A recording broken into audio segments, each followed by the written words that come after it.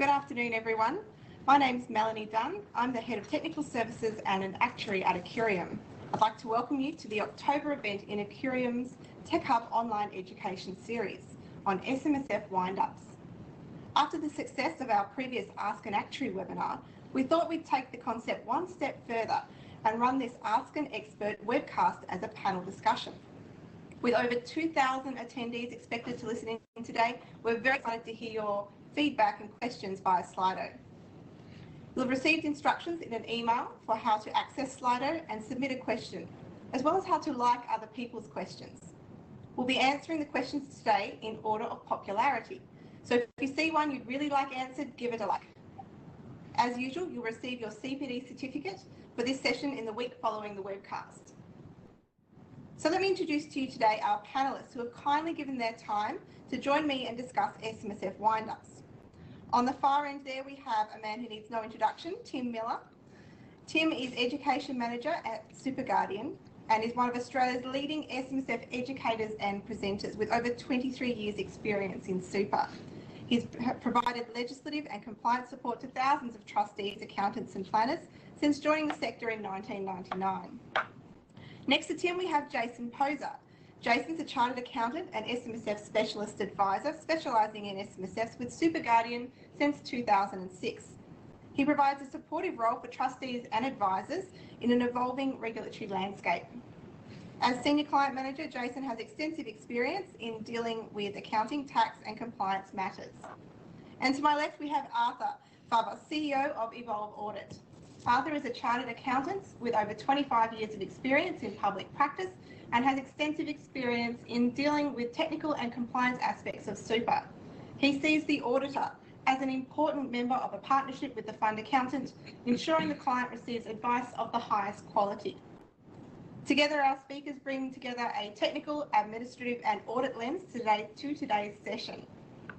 And today we're discussing SMSF fund windups. With a typical SMSF, a two-member mum and dad fund, it is inevitable that a time will come when the fund will need to wind up. Indeed, the ATO recommend as part of the SMSF setup checklist that trustees need to consider what happens when the SMSF winds up, as having an exit strategy can reduce the impact of unexpected events. We've had an impressive number of questions submitted via Slido, which we'll get to, but if I could kick things off with a question of my own. Tim, this one's for you. Why might or might not a trustee look to wind up their SMSF? Thanks, Mel. Look, it's an interesting question and inevitably one that we all have to pose with regards to self-managed super funds, which is why might we look at winding up? But I think it's also very important at the same time to look at why you might not wind up the fund as well. So for almost every reason that we have for winding up a fund, there's a counter argument as to why you might not look at winding it up. And probably the only time that there's no real counter argument is if the tax office say you have to wind up your self-managed super fund. Then you sort of forget any sort of counter argument and you wind it up. But ultimately what you're looking at is, firstly, if you run out of money. So if the fund runs out of money, there's no assets left in the fund, then you may consider to wind up the fund at that point in time. So that's the obvious situation. Then there is the more regular scenario that we come across, which is a change in personal circumstances. So you have a situation where either there's a relationship breakdown, potentially a member becomes incapacitated, or a member passes away. And in that situation, a decision needs to be made as to whether the fund is in the best interests of the remaining members, and whether or not it can also afford to continue on as a self-managed super fund. So once we start to take money out of the environment, is it cost effective to still hold that self-managed super fund as it is? And so that's a natural segue into the costing of self-managed and whether it's necessary or there's an ability to keep that fund operating. So when you look at those circumstances, all of them lend to the decision of being able to wind up a fund. But then, when we contemplate the situation of potentially moving to 6-member superannuation funds, then we suggest, okay, well, if one member leaves for a purpose, is there someone else that could potentially replace them? So do we have the capacity, because we have this trust in place, to keep it open and have other members join the fund? And I think that's always one of the things to consider there. Another situation where you might look at winding up the fund is when the members move overseas, right? So they may be moving overseas for a short period or an extended period of time. And so then they have to look at whether they satisfy the definition of an Australian superannuation fund. And if they're going to fail that definition, then it has a huge tax consequence. And so ultimately having a self-managed super fund in those circumstances is not ideal. But again, we have to look at it and say, is there another option? Do we have alternate trustees, or should we look at small APRA as an option rather than moving out of the small super environment into a larger entity? And of course, a lot of these things are often offset by what is the tax position. You know, so if I wind up my self-managed superannuation fund, what are the tax consequences of doing that, undertaking that action? And so self-managed to small APRA isn't going to have that tax implication because it is in effect the same entity, and so it may be the smarter choice. But it's an area that is not necessarily looked into to a great degree. And generally the last one is that it's all too hard. You know, why do I want to get rid of my self-managed super fund? Because it's all too hard. The regulations are always changing. You know, we always hear that in the technical world. You know, I keep myself nice and employed because the regulations are always changing and people need to be updated. So it's a genuine concern for trustees that if you're not up to date with the rules, should you have a self-managed superannuation fund? And so I think with all of those things, it's a matter of weighing them up. Is it the right decision?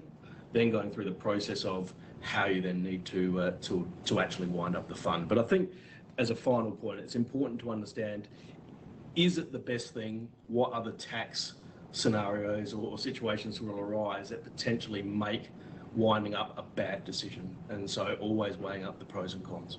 Yeah, definitely. And I think some of the questions we've received from you today on Slido will start to explore some of those issues.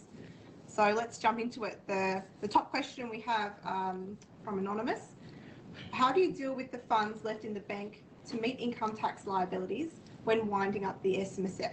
Should the entire amount be paid out to the member, and any payments may be taken up as member contributions? If you'd like to have a stab at that one. I'll jump in there, Melanie. So, yeah, look, it's a very sort of typical question when you're looking to wind up the fund. And when we approach a wind up at SuperGuardian, we sort of expect that there's going to be two rollovers or two payments from the SMSF to the members. There's going to be an initial payment for the majority of the benefit, and then a secondary payment down the track. And the reason that we have those two payments is there's an expectation that there's going to be tax to pay in the future, and sorry. So I think if I can just jump in there, Jason, I think you know, part of the biggest question we get asked as auditors is what's the procedure or what's the process, and can you actually still have the bank account remain open? And I think that's the key. A lot of people think that you've actually got to close up the bank account at the point that the fund is wound up and before you actually go in for audit. No, where we often refer our clients to is actually the ATO guidelines, and they quite specifically say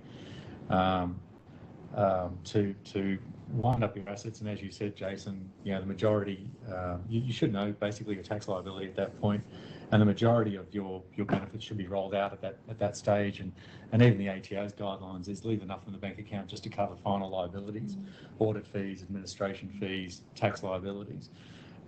You can then, you know, put your fund to audit at that point, lodge your final tax return once you get your audit report, of course, and then finalise your liabilities. And once that's done, whether it's refund or tax payable, close your account. But I think maybe the key point is that don't close your bank account until everything is actually finalised.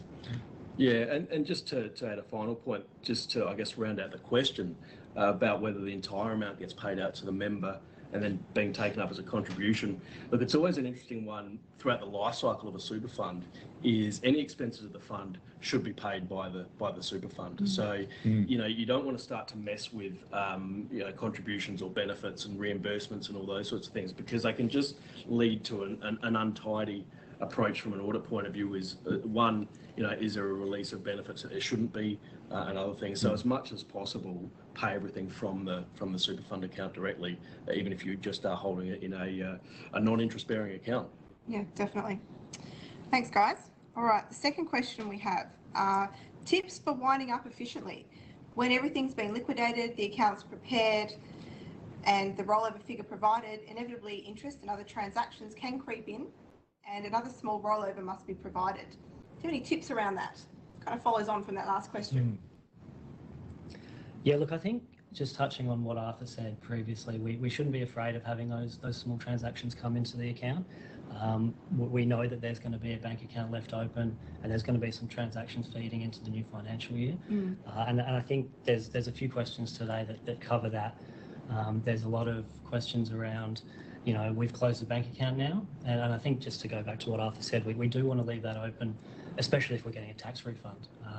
We don't want to close that off and then have issues trying to bank the cheque, for a refund or figuring out that there's no cash account for the SMSF. So that's a big one. We don't want to be afraid of those, leaving that account open and worrying about that too much. So the interest in other transactions aren't a major issue, and the auditor's going to be pretty comfortable with those smaller transactions. I think there's a materiality aspect as well. Arthur, I think you'd agree. Yeah, look, the other transactions, I'm not quite sure. They should actually be finalised by the time you go to wind up. I would have thought that the administrator and the trustees would actually have everything accounted for by that point. The inevitability of the interest is what it is, and particularly in the current interest rate environment, I don't think that would be material. Certainly not to the audit. And if it is a minor rollover, into another fund, again, I would suggest that there's a materiality aspect from both an audit and a practicality perspective. Yeah, and I guess. The issue of other transactions, we ponder to ourselves, what are other transactions? And I think a lot of this comes down to life cycle questions as well with regards to wind-ups. I mean, if somebody is winding up a self-managed super fund in the contribution phase, do you have a quarterly SG contribution that might be coming through SuperStream that you're unaware of? So you've got this urgency to wind it up, but the employer doesn't pay it until July the next financial year, and that means you've got a situation where that contribution is actually received and is income in the next financial year, and so you can't actually wind the fund up as at 30 June. And so you need to have that awareness of all of those potential transactions that might occur, so that you can at least cover off and be upfront with the trustees to say, look, you can't wind your fund up this year. You need to transfer into the next year and then wind it up, and then you potentially negotiate on fees and those other sorts of things. It's really important to have that ongoing discussion with your clients about what their plans are, and if they are looking to wind up, explore some of those issues so they're aware of those timeframes and requirements. Absolutely. It's a situation as well where you can start to think in advance a little bit. You're going to have an audit fee to pay, maybe an actuary certificate, these expenses that you're expecting to come up as part of the wind up. You can potentially look to pay them in advance. Look after those things so that when you actually get to the wind up process, you're not going to have little expenses and little payments that come out of the woodwork. So just sort of thinking a little bit ahead is always pretty handy. Absolutely, and I think that goes in line with what the ATO are telling trustees as well. Okay, next question. To wind up a fund that's owed a tax refund, how do you suggest you show this in the statements so that a final audit can be prepared, the tax return lodged, and the bank account closed once the refund cheque is drawn? Look, I think that's one where we just want to keep the auditor happy. When we're preparing the accounts there, we're going to show an asset, cash at bank, probably still, and maybe a little bit of a refund payable or expected to be paid into the account. So we're showing an asset and a liability for a corresponding amount, being a rollover payable or a lump sum payable, potentially a pension payable. So in that case, we've got an asset, a liability, and ideally no net assets, or, no member benefit. And that's the key, obviously. We can wind up a fund with assets and liabilities as long as the net assets are cleared out, and that'll allow you to finish your tax return, and there's no issue then with the tax return coming in and then being paid out. But yeah, that's the key, and Arthur, he's always been pretty happy with that treatment. Look, I have. I think the important thing from an audit perspective is that there's two parts of the audit report that we're signing off. One is the compliance audit, and the other one is the actual financial audit. So, if you've got significant assets in a fund or for instance, cash or tax receivable, etc., and you're actually showing a full balance sheet that has no assets and no liabilities, then for us it's a concern, maybe not necessarily from a compliance perspective, it may or may not be an issue, but certainly from an aspect of the balance sheet being true and fair and actually showing the full financial position of the fund, it may not be materially accurate. So yeah, we agree with that treatment, and we've agreed that with a lot of our clients where it's a good question. How do you get it through audit? And for me, it's showing that that asset being the tax refundable and already taking it into account as a benefit payable. And once it comes in, rolling it out together with your rollover benefit statement. Yeah, it's like a lot of things. If you're having a conversation with the auditor in advance, or you have that ability, it's always a good thing to raise it with them and just make sure there's no issues. Especially if maybe you've got a couple of assets, smaller assets that maybe you haven't been able to sell before the end of the financial year. If they're still an asset but they're only a small dollar figure, the auditor might be happy with that and happy for it to stay in there as well. Okay. So. Very good. Oh, a bit of a different one here from Mark. Who can wind up a fund if the member or members are incapacitated or deceased? Maybe you, Tim. Do you want me to take that one? Okay, so look, ultimately what we have to refer to here is two critical documents, I guess, the legislation itself and of course the trustee, the governing rules for the superannuation fund. So if we start with the SIS Act, then under the SIS Act, under the definition of a self-managed super fund, we all know that all members must be trustees and all trustees must be members. Then we've got our nuances for single member funds and things. But what the SIS Act provides is it provides for the capacity. Now it's only the capacity because then it's subject to effectively our governing rules or our deed that says that the member, if the member is deceased, then their legal personal representative may replace them or may act as a trustee of the fund. And similarly, from an incapacity point of view, if somebody holds an enduring power of attorney, then in incapacity, that enduring power of attorney has the ability to be appointed as the trustee of the super fund in place of the member. So we've got to understand that there's actually a process there, and the first point of call is the deed. And what does the deed say with regards to how we operate it?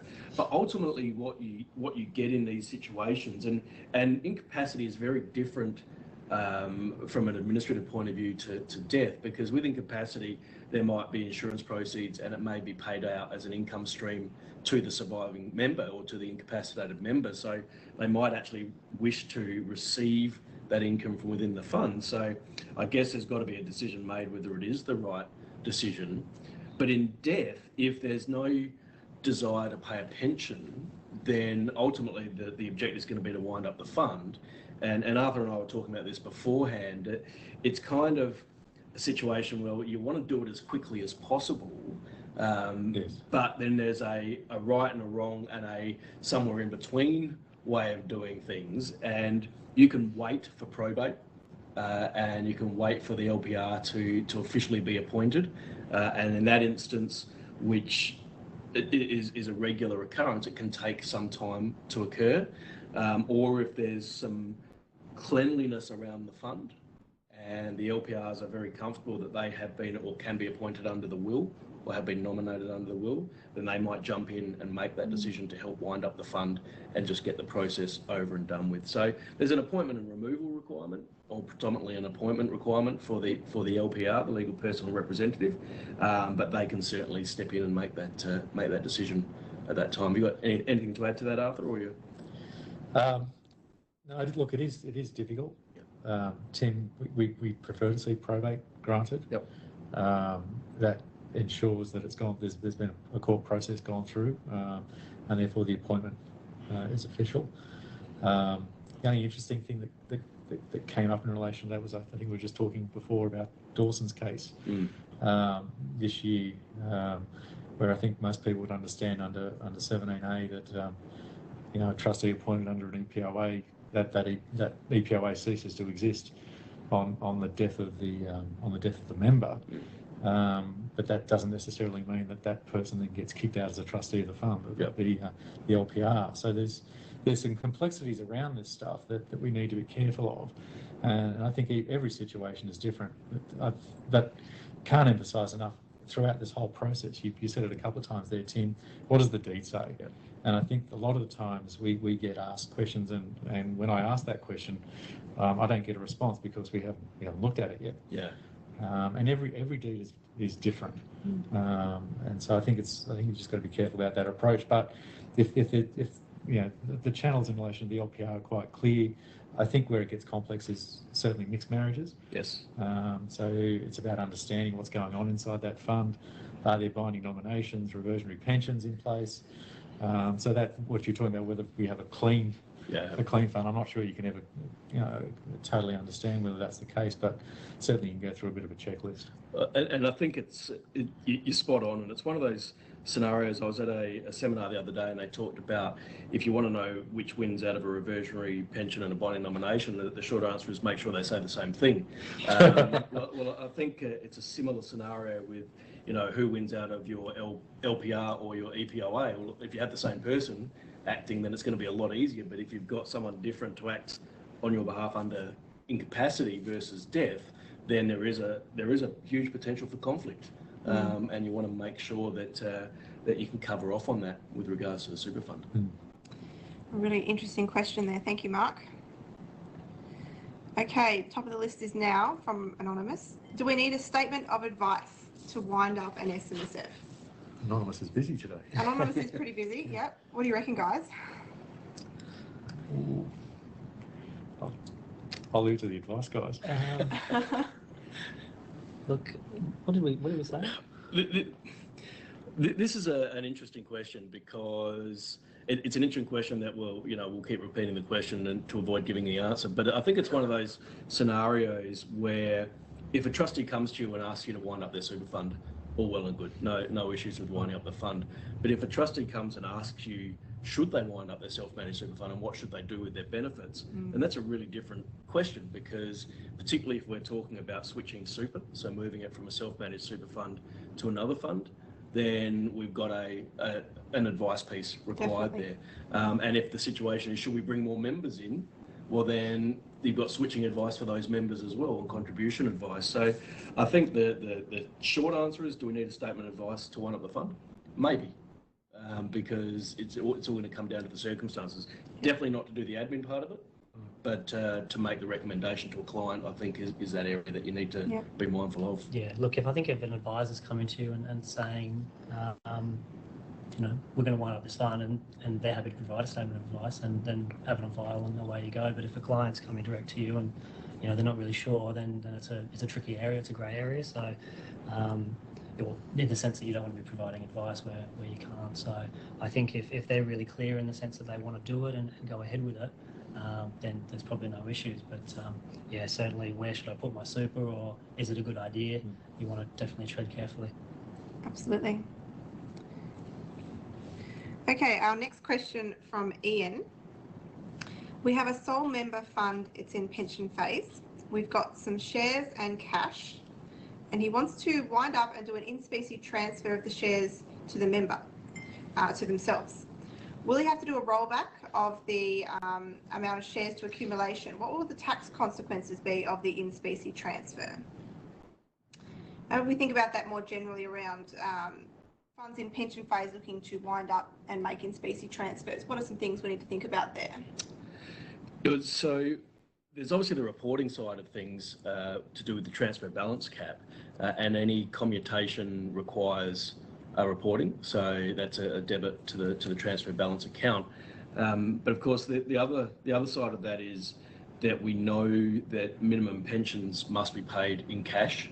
So we have to make sure that we meet our minimum pension requirement before we do the in specie, or at least before we wind up the fund. So you can take a partial commutation and not have paid the minimum, so long as you have sufficient cash to pay the minimum afterwards. And it's almost again, without going down the statement of advice piece from the question before, it's almost as if in this instance you would want to do something like that, where you would want to transfer the shares out first and then pay the cash to show that the pension is in place still when the in-specie transfer occurs, because there's always the conjecture, and it's been around for at least the last 10 years or so, of what comes first, or can you take a lump sum out of a pension account, and if so, or if you can't, and it is a rollback, as Ian asked, if it's a rollback to accumulation, then is that in-specie transfer a CGT event? And then in the accumulation environment, is it a taxable event? And it's been one from an industry point that we've answered in different ways based on different circumstances, because if it is that you're still in pension and you do that commutation, then potentially there's no CGT liability. But if you stop the whole fund and then do an in-specie transfer, then you may have a one-day CGT event in a segregated accumulation environment, which could create a tax liability. And, you know, I guess at that point you'd say, what does the actuary say? Yeah, definitely. And I think we do get some questions on that. As you mentioned, it's really important to think about timing and where possible, you know, where you are fully in the retirement phase and you're looking to wind up your fund, if there is the opportunity to sell assets and do transfers out as partial commutations prior to ceasing that, then that will help you with your CGT event there. But, you know, we have seen some evidence on the ATO website where they say that if you have segregated current pension assets, which many funds solely in retirement phase where they aren't impacted by the disregarded small fund asset rules would be considered segregated current pension assets, then generally we feel you will be okay to disregard the gain or loss on that CGT event of an in-specie transfer. If you don't have segregated current pension assets, typically that will happen where you have other accumulation interests or members in the fund at the time, then it's your actuarial exempt income proportion that will apply to that capital gain. So you do need to be careful when you're doing that commutation. If you are indeed doing it through a rollback to accumulation and then an in-specie transfer out, the longer you leave that in accumulation phase, the more that is going to be contributing to reducing your actuarial exempt income proportion, increasing the tax you'll need to pay. So certainly there are scant examples of this situation on the tax office website, so we would welcome more clarity around this type of in-specie transfer, particularly upon full commutation for a fund that's in the retirement phase. But I think if you've got segregated current pension assets, you can be reasonably confident that that gain or loss could be disregarded. As an administrator, if we see payments selling down assets into cash instead of in species, we're pretty happy. So obviously it's not always possible and people do want to make in specie transfers, but if you can sell down assets, I think it makes it a lot cleaner. Absolutely. Thank you, Ian. Okay, we have one from Judith here. She's winding up after a sudden death of a sole member in accumulation phase. There will be tax in 2020 on income and on payout to non-dependents. Where can we park the substantial fund to earn no income and incur no fees so we can finalise the financials? I don't think any of us are financial planners here, so I'm not sure if we can give you any recommendations, Judith, on investment types, but probably coming back to what you mentioned about limiting the interest and the income to help simplify the exit process there.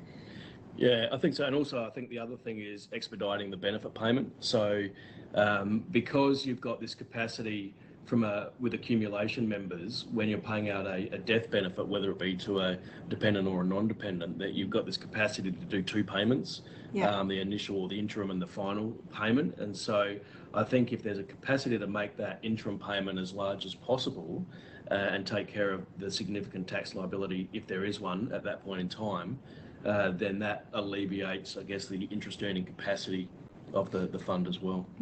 Yeah, so if you're making that initial payment as a death benefit and potentially looking after the tax to the ATO, that balance that is left over should be fairly small. It's not going to be potentially substantial, or hopefully not. And in that case, interest, anything else is going to be reduced. So yeah, we're hoping that we can get that larger payment done and look after any tax in advance, and that way what you've got left is not going to be earning, you know, copious amounts of interest, especially right now, you know, with 1 or 2%. So I would agree that you know, selling down the assets, having the majority sitting in cash, whilst you're finalising the accounts, there should be a fair idea of what that death payment's going to be to the non-dependent, and to make that first one and to actually make your tax payment at the same time, I don't really see as an issue.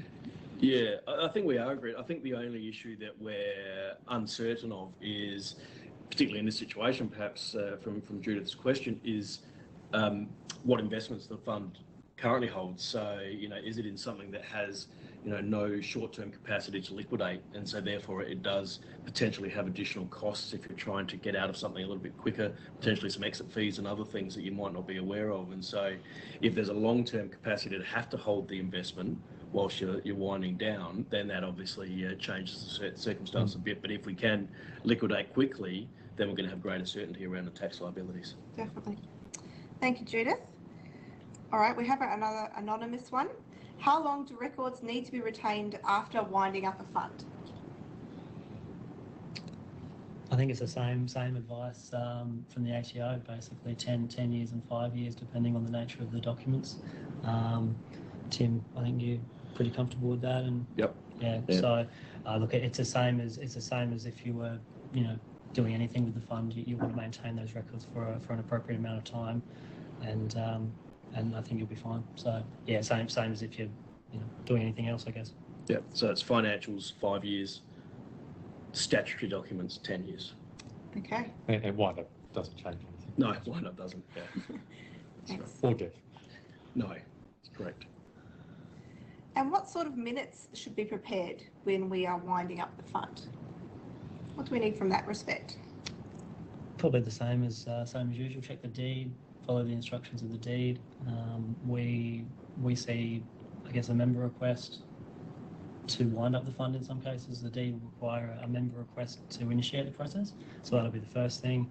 Trustee acknowledgement might be required as well, and then a minute from the trustees to verify it. So the deeds vary, but generally speaking, there's got to be sort of two of those three documents to start the process, and then confirm payment at the end, basically. Yeah, so that trustee agreement, I think, really needs to happen, and it's probably the biggest area, the biggest shortfall that we see from an audit perspective. That how we know that the fund is being wound up is that there's nothing on the balance sheet and there's a date on the tax return, rather than supporting documentation at that trustee level. So I think there's a gap there from a lot of preparation of accounts perspective. And we're seeing more and more emphasis on that from the tax office, aren't we, in having well-prepared documents around all sorts of events, and it probably extends to wind-ups as well. Well, there's certainly more the ATO looking at the auditor's approach, certainly, and putting it back on the auditor to say, where is this documentation? And therefore the auditor coming back onto the accountant saying, I need this in order to finalise the audit. Yeah, I guess the other thing with documentation as well is, we were discussing it earlier, there's a requirement to let the ATO know within 28 days of wind-up, and it does sometimes get forgotten. So we prepare a letter basically advising the ATO that the wind-up's going to occur. If it's 30 June 2019, it's nice and easy. You just got to make sure you've done that in July at some stage. Basically fairly standard letter, ABN, TFN details, plan is to wind it up and assets have been liquidated. Send that off to the ATO and you should be okay. But it's certainly one that sometimes gets forgotten. Absolutely. I think Jason makes a really good point there about the 30 June wind-up date, and I'm not sure if I'm jumping ahead with any of our questions here or not, Mel, but one of the questions I've got a lot over the years that I've been in this industry is, at what time should I wind up my fund? And if someone's ringing you and asking that on the 28th of June, well, then you're going to suggest that perhaps 30 June the following year is the ideal time, because no doubt they haven't started the process of liquidating assets or anything. But ultimately, it's one of those questions that it can only be answered based on the investments that the fund currently holds, because you've got to understand that if you've got managed funds, if you've got properties, and you've got things that might take a little bit longer to sell or have tax statements that come in at a later date, it's going to prolong either the wind-up process for the current year or delay the wind-up process to a future year. So when you're documenting it, you want to be absolutely clear is that we want to wind up the fund as at this date or at a particular date and have at least gone through the process of determining whether that is even possible in the first place, because otherwise you're just going to carry over the process. And again, I was talking to Arthur before, the longest wind up process I've been involved in was 6 years. Now that's an unusual situation, but it was a probate situation like Arthur discussed, and it was a single member fund and a public trustee, and so it created a lot of issues to determine whether or not or who could come in and take action in regards to the particular fund. So you don't want to be in a situation like that. No, absolutely. Thanks for all these questions coming through, everyone. Keep them coming. Don't forget to use Slido. Just a reminder as well that the event code is 1756 if you're on Slido and looking to submit your questions. Okay, so we've got another one from Judith here. Can an in-specie payout be made on winding up of listed securities, property, unlisted units in a public unit trust if they're valued at market value? Yes. Yeah, Yes. So I think it comes back to the question we had earlier. It can be done. Obviously, you want to sort of think about satisfying, well, if it's in pension phase, then you want to make sure that it's treated as you're still being in pension phase and not a payment to accumulation. Yeah. But yeah, it can be done, and I think it's pretty simple. Especially for those types of ones where you can obtain an easy market value and it's all at arm's length. Yeah. Absolutely. And of course, it's all linked to in specie to a member based on meeting a condition of release. Yeah. That's obviously critical. But if you're going to do it to another fund, it's a matter of communicating with that other fund whether they will accept in specie rollovers. And documenting that arm's length nature of the transaction. Absolutely. I think that's quite important. Okay.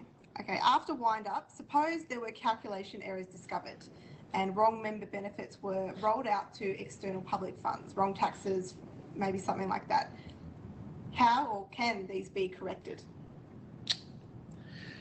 So we discussed this. There's a lot going on here. So, we did discuss this one beforehand when it came through, and there's no definitive answer, but we think the very first answer or the very first action is to communicate with that public fund and say, look, there's an error that's been made here. Can we retrieve the rollover benefits, which of course, depending on the time frame, could be problematic. But I think that's the first step, is to try and engage with the other fund to see what can be done to rectify the situation. Yeah, if you can get the funds back, I think you can look at rectifying it, starting to pay the correct tax and then rolling the correct benefits out. But that's going to be the first step, is getting that money back into the SMSF and then rectifying it. But again, that's going to take a lot of sort of, I guess, goodwill from the recipient fund as well. So yeah, look, I don't think you could really do it without the input from that fund and then being willing to get involved. And what would the implications be, Arthur, if you can't get that back? Well, look, I've had one of these, and the issue is that there's a lot of stars that need to align here in order to get it right. The recipient fund in the first place is really going to want to cover themselves before they release anything. It's quite difficult, and in most situations this has already been discovered after the SMSF has been shut down. Bank accounts are gone. No SMSF left. No, so it's not possible to. So in a lot of situations, it's not possible to come back into the fund and to remain in the super environment. It's actually got to go from one retail fund in one name to another retail fund in another name. It's like I said, a lot of stars need to align. It's very difficult. Yeah. But I think Jason's right. The first step is going to that initial that initial rollover fund, and obviously the member needs to be on board with it as well as being one of the trustees. So there certainly needs to be agreement between the trustees, and sometimes there isn't. Depends on why that fund has been wound up. Now, if it's been wound up because of a dissolution of a partnership or a relationship, that makes it even harder. So where does it start? Really, you need some solid advice and some guidance, I think. And if it comes to you too late, then some discussion with the tax office, I imagine. Perhaps, that's right. Okay, excellent question. So let's say we've got one now here from Ramani. With members whose pension balances exceed the transfer balance cap due to earnings, how would the recipient APRA fund treat the apparent excess relative to 1.6 million? I feel like that's getting at if we've got a balance above 1.6 that we need to roll over maybe on wind up to another fund. I would have thought the commutation of the pension, say it's 1.7, that'll create a negative 1.7 in the transfer balance cap, and then when it's received by the fund, it sort of offsets it. So I wouldn't imagine it's too much of an issue. Yeah, I agree with you there, Jason. I mean, we've had a few wind-ups at the end of this year where, you know, you need to make sure that you're reporting that transfer to the transfer balance cap transfer to the ATO as soon as possible, because if the fund receiving that is starting a pension and basically moving into pension phase, then you're going to have that conflict. Yeah, of time. they've got that 10 business days, don't they? Whereas the SMSF, even if you're quarterly reporter, you've got 28 days after the end of the quarter, we could end up with some double counting and transfer balance. So double counting is the main issue. If you can avoid that by lodging the T-bar report straight away, then you'll be fine. So should hopefully be not too much of an issue. But the key thing there for you, Romani, is that your transfer balance account can go negative. You can get a minus when you do that commutation of the full amount that's currently in the retirement phase, even if it's above 1.6 million. And that means you will then be able to move that full amount back into the retirement phase in that APRA fund. Yeah. Okay, we have one here from Shelby. As an auditor, I was provided with financials stating the fund was wound up at 30 June 2019, yet the money was not rolled over until October 2019. What time frame should we consider the fund is wound up, i.e. no more than 2 weeks after the end of the year? What do you reckon, Arthur? Depends. Depends. Great answer for you there, Shelby. So, look, we've obviously seen that scenario as well. The first thing that pops into my mind is materiality. What I'm reading from Shelby's question is that the financial statements are showing no assets and no liabilities, and yet he's got a material balance that's not actually leaving the bank account until October 19. And that comes back again to what I said earlier in relation to you're signing off two parts of the audit report, and part A is in relation to the accounts being true and fair. And if you've got a set of financial statements that show you've got nothing in the bank account or no assets, and yet there are material assets at 30 June, then I'm not sure how you sign off an unqualified part A of your audit report. And when we would, if the administrator or accountant wasn't looking to change those accounts, we would certainly be looking to qualify part A of the audit report. So I think what should be in the bank account at 30 June is what we talked about before and what the ATO guidelines say in relation to keeping minimum balances in order to help wind up the fund. How long that takes to then close really depends on that lodgement of the tax return, payment of final expenses, or awaiting a refund to come through to then close it up. But if it's a material balance, I'd be going back and questioning whether your accounts are correct. Yeah, I mean, October's 4 months into the new year, so that's sort of pushing it. I think maybe in July you could be a little bit more lenient, but it's again, it comes into the dollar value, I guess, but that's a quarter of the year, third of the year. Okay, can a fund wind up when the member rollovers are done post year end due to waiting on tax statements to determine the tax position? I think, again, it's probably not an issue as long as you're rolling out the majority of the funds maybe before the end of the year if you can. It's probably similar to the last question. If you've got a significant member balance at 30 June, then there's a question to say that maybe the fund isn't wound up. But we do lots of wind-ups where we're waiting on tax statements, and we're doing it in September and October. But because the fund balance left over is quite small, then it's not a major issue. But again, we don't know the dollar figures and that sort of thing. I think a lot of the software now with data feeds, there is tax data coming through with the feeds, and our extensive testing of that shows that there's often not a material difference between what's come through with the feed and what comes through with the tax statement at year end.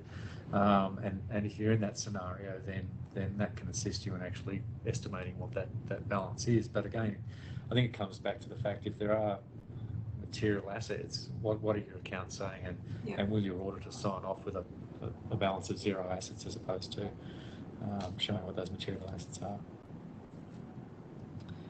All right, another one from Anonymous. A fund with an LRBA. A member became a foreign resident unknowingly in financial year 19. The trustee is selling a property and will wind up the SMSF in financial year 20. Are there any issues in doing this, and what would need to be done for the FY19 accounts?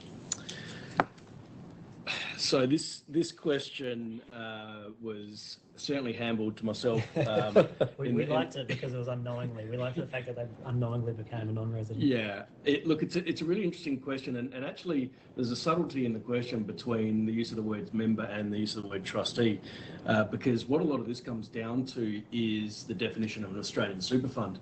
Now, with the definition of an Australian super fund, one of the main issues you've got is if you're a non-resident for tax purposes, you can't make a contribution to the fund. Now, if this member is a non-contributing member, then we don't necessarily have an issue with the active member test there.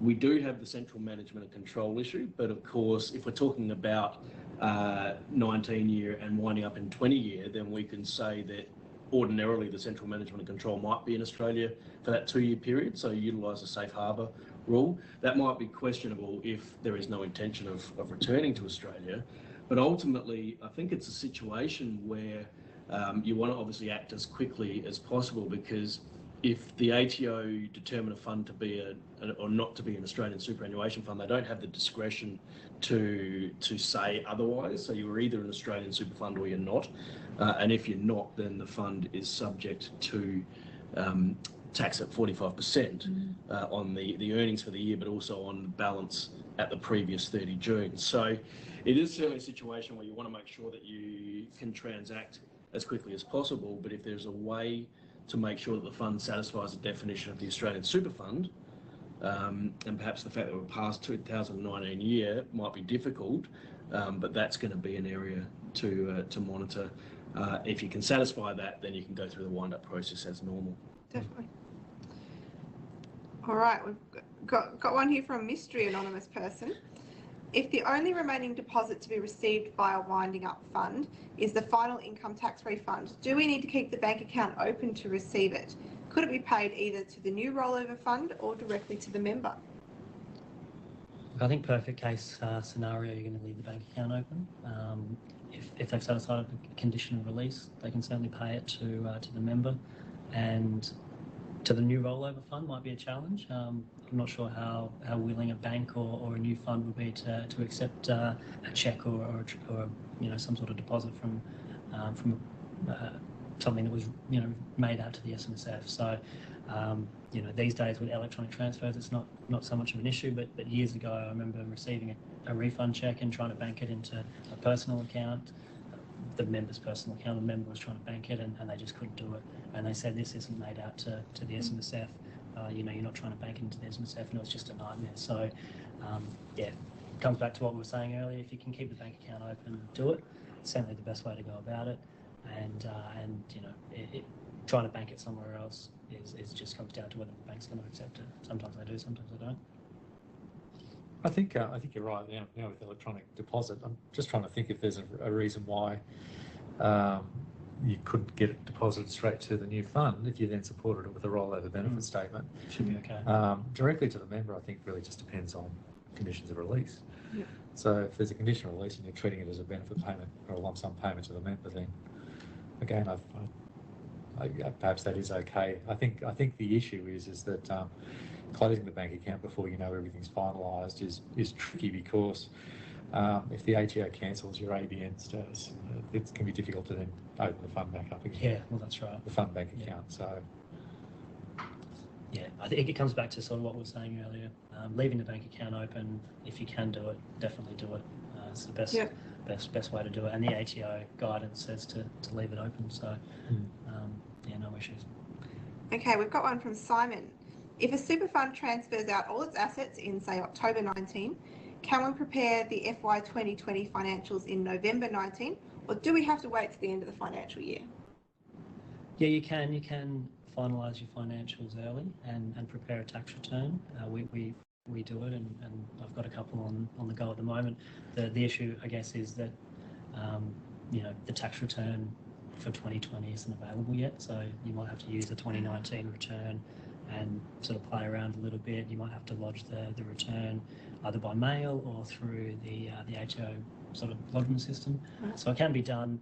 You just need to sort of consider the fact that there's going to be a couple of workarounds that you might have to look at. yeah, I don't know, Arthur, you might have a few comments there, but I think it can be done. It just is not as simple as it would be when you're lodging a normal return.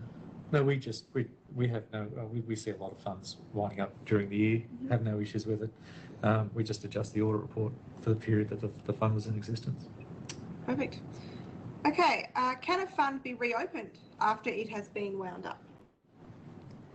It's an easy one. No. 1, 2, 3. Yeah. No, I can't. No. Okay. Yeah, the ABN being cancelled was you That's would be the trouble end. afterwards. Yeah. It's a simple one then. Okay, at what stage do we request an actuarial certificate in order to calculate the correct member balances to be rolled over or once the wind-up process has been finalised? I suppose I better take that one, guys. Absolutely. It's not for me. Yeah, so we definitely know in that year of wind-up, under normal circumstances, the actuary can't provide you with an actuarial certificate that doesn't cover a full income year. But where you know you are winding up the fund and you have done all those major transactions that we've talked about before, and you're in a position to obtain your actuarial certificate, you can certainly do that. Go to your actuarial provider, provide them with the details of all the transactions that happened in that year of the wind-up, and we can get you the actuarial proportion that you can use to finalise your tax statements. We do know that it's a bit of a circular process. If you get your actuary certificate, work out all your benefit payments, and that in itself might impact what benefit payment you would actually take, and therefore come back and impact your actuarial proportion. But in most cases, as long as there's all of the major transactions have happened and it is only that minor bank account balance and maybe some few fees or things left to pay, that your actuarial proportion won't change materially, so you won't need to come back and get an amendment. Just get that actuarial certificate towards the end of the process. You can finalise your tax from that, and you don't need to come back and get another actuarial certificate.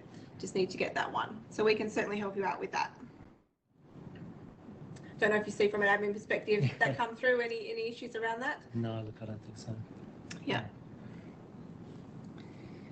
Okay, Wendy's got a question for us. I've wound up funds before and have been told by the tax office to keep the bank account open for some period of time in case there is a refund owing. How long should the period be? I think with that one, if a refund's coming from the ATO, you're going to know about it. It'll be sitting there in the ATO portal, and it'll come through. So, look, if that's all come through, then you can certainly close the account. I think that's almost always the last step in the process, is receiving the tax refund. So once it's in, you can pay it out and close the account. No issues there. Yep, so that process of once you realise you're going to get a refund, you can leave it open for however long it is until the tax office pays that refund. Yeah. That refund out to you. There shouldn't be too much uncertainty. I don't think, you're not going to get a mystery refund, I guess. So. Thank you, Jason. Okay, a question from Mel. Where does the timing of the audit sit when doing a wind-up? That was for you, Arthur. That's for me. Well, I think we've kind of gone through it. I think, and the ATO have nice specific guidelines on their website in relation to that wind-up, and it's again where we normally refer our clients to, and it's sell down your assets, draft up your financial statements, pay the majority of your benefits out, leaving your balances, your small balances, to cover your minor expenses if there are any, take into account any tax refunds, etc. And at that point, you then lodge the fund for audit. So once you then have the audit report, you're then able to lodge your final tax return. Yeah. So we're assuming that the minutes have been done to agree by the trustees to wind up the fund, but it's after you've paid your major rollouts, whether it's benefit payments or rollovers, and just have that minor balance to cover final amounts. So okay. All right, we have another question here. From a business perspective, what are the benefits or pitfalls of using a trust account for fund wind-ups? The auditors are often questioned why the account remains open.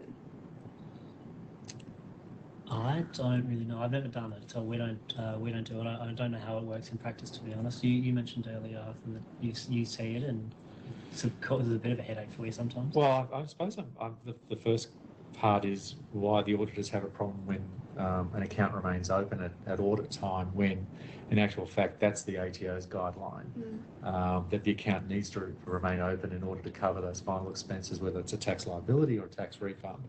So I'm not sure the auditors are coming from the right perspective in saying that I need to see the bank account completely closed and everything gone, and therefore putting any residual amounts in trust account, I don't actually see how that gets around any potential issue like that. Look, we do see it occasionally that we have money sitting in a trust account. Unfortunately, I don't have the legal guidance or background to say whether that's okay or not. It does raise concerns to me as to whether the money's remained in the superannuation environment. I don't know. Or whether you have issues in relation to those funds being remaining in the name of the trustee of the fund as trustee for that fund. So 409A, Regulation 409A issues. So it's something that we're looking at. But I'm not a lawyer, so we try to ascertain whether that's okay. Okay, next one then. Can the accounting and audit fees be paid in advance during the year and tax paid in advance to the tax office before closing the fund? That's from Harry. Yeah, I think it certainly can. And as we touched on earlier, it definitely assists in the process, because then you're getting the money out of the fund, you're paying your accounting and audit fees in advance, and that way you're not, sort of under any,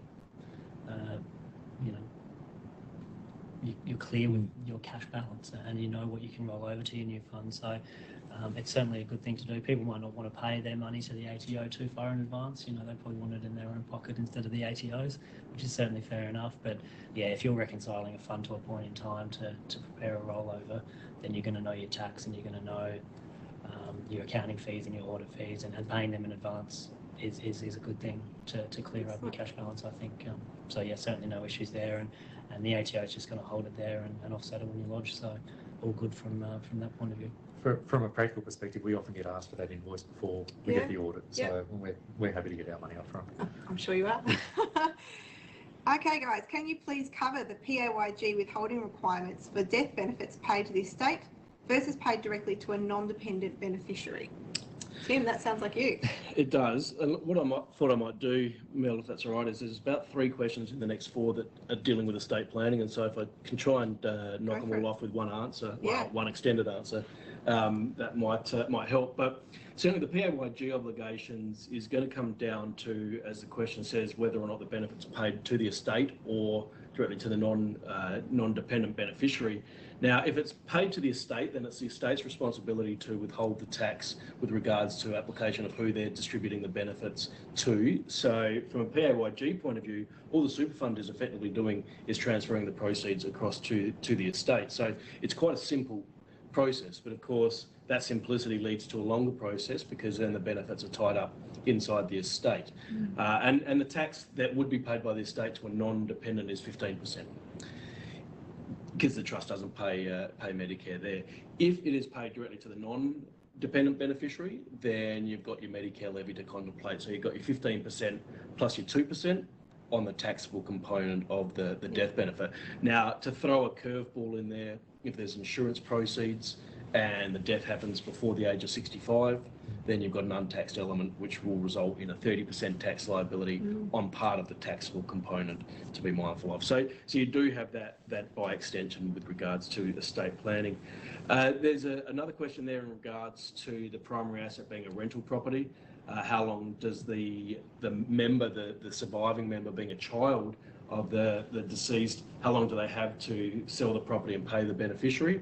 Well, the legislation is fairly sort of, I guess, flexible in this regard, because it uses the term as soon as practicable, right? So everyone understands that selling a property takes time. So as long as the intention is to sell down the property and you're going through the process of selling, not waiting for the markets to correct themselves or something, but going through the process, then that as soon as practicable can extend out beyond your normal sort of 6-month death benefit payment concept. And then the other optional question is whether or not the child can retain the SMSF and the property in the fund. And this really comes down to how much money the child has in the super fund. So the death benefit must be paid. So the capital value must be paid out to the beneficiaries or to the estate, however it's going to be paid. But if the child has sufficient funds to be able to effectively take the asset and forego cash on their side, then there's nothing wrong with that, because the assets belong to the trust, not to the individual members as such. So hopefully that answers that question. And then I think I answered the question that Anonymous poses before, when a sole member dies and the estate's in dispute, how long do you have to finalise it? Well, it's a little bit of a question of how long's a piece of string there, because it's actually going to come down to how long the dispute takes to finalise before the actual benefit can be paid out. So that's where, as soon as practicable, no, that's right. Cut off there. Exactly, exactly. Knocked 3 over there, Tim. Good job. Okay, so we have a question here. How do you provide for expenses incurred in winding up that are paid after the wind-up is completed? I guess it depends exactly where you're at. If you can sort of pay expenses in advance, that always helps. If the wind-up is all done and then they're just paying it from a personal account, but the ABN's been cancelled and the cash account's closed, then it doesn't really matter, because you're not going to bring it as a contribution because you can't. So, yeah, I guess it really depends on how far along the process is. But if you're just tidying up a small expense here and there, but everything else is cleared out, then sort of just ignore it maybe. Yeah, look, I think that's great, and we've had so many questions coming through from you guys. Thanks so much for that. And we've basically run out of time, unfortunately. I mean, we keep talking on this for hours, but we have only got the hour for you today. So look, we'll keep track of all of those questions, and we'll look to revisit some of those. I would just like to highlight that SuperGuardian have put together a document called SMSF Windups, Reasons, Considerations and Walkthroughs that kind of highlights some of the issues we've been talking about and the steps to go through when implementing a fund wind-up. And we'll circulate that PDF to you in an email post the webinar. But I think I'd just like to pass on a big thank you to Arthur, Jason and Tim for coming along today and answering all your questions. It has been wonderful. I hope you all have enjoyed it. And thank you so much for attending. Thanks, Bill. Thanks, Melanie. Thanks for having us.